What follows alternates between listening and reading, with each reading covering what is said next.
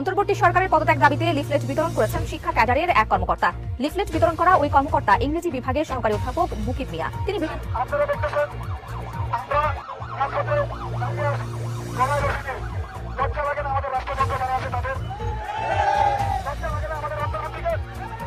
আমাদের বাংলাদেশে ইসলামিক কোনো রাজনৈতিক দল আগেও ছিল না, এখনো নাই। এই কথাটা যদি আপনি যতক্ষণ পর্যন্ত বুঝতে না পারবেন ততক্ষণ পর্যন্ত আমি বলবো যে আপনি পিওর মুসলিম হতে পারেননি।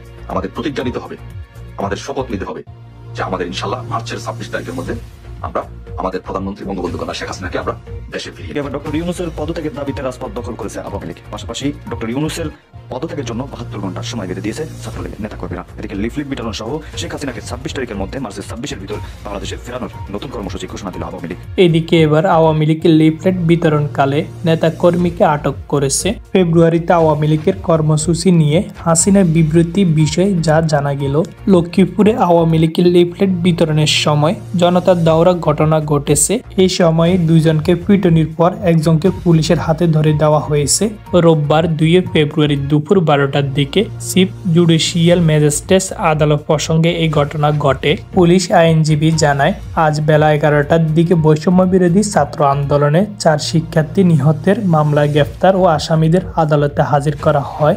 এছাড়া অন্য কয়েকজন জামিনে থাকা আসামিও আদালতে হাজিরা দিতে আসেন। হাজিরা দিয়ে বের হওয়ার সময় আসামি আদালতের প্রসঙ্গে জয় বাংলা স্লোগান দিতে থাকেন।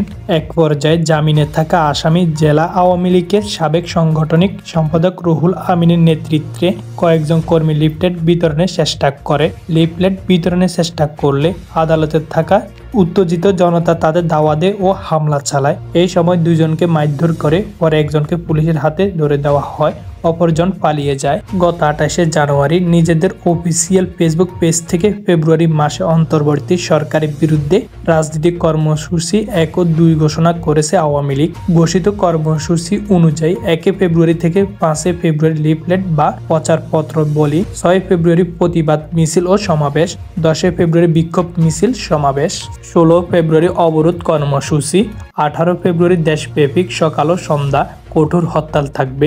এছাড়া বিক্ষোভে আরো বলা হয়েছে শেখ হাসিনাকে প্রধানমন্ত্রী হিসেবে উল্লেখ করেছে, তবে বিজ্ঞপ্তিটি দলটির সংশ্লিষ্ট কোনো নেতা কর্মীর পক্ষ থেকে তা উল্লেখ ছিল না। এই প্রেক্ষিতে সাম্প্রতিক শেখ হাসিনা বিবৃতির দাবিতে ফেব্রুয়ারি হরতাল ও আন্দোলন গুজব বিষয়টি জরুরি বিজ্ঞপ্তি শীর্ষক শিরোনামে একটি বিবৃতির ছবি সামাজিক যোগাযোগ মাধ্যমে প্রচার হতে দেখা যায়। বিষয়টি নিয়ে অনুসন্ধান চালিয়েছে রিউমার স্ক্যানার। এই বিবৃতিতে বলা হয়েছে, প্রিয় দেশবাসী, আপনারা নিশ্চিত অবগত আছেন যে আমি শারীরিকভাবে অন্তত অসুস্থ। প্রাণঘাতী ক্যান্সার আমাকে তিলে তিলে মৃত্যুর দিকে ঢেলে দিচ্ছে।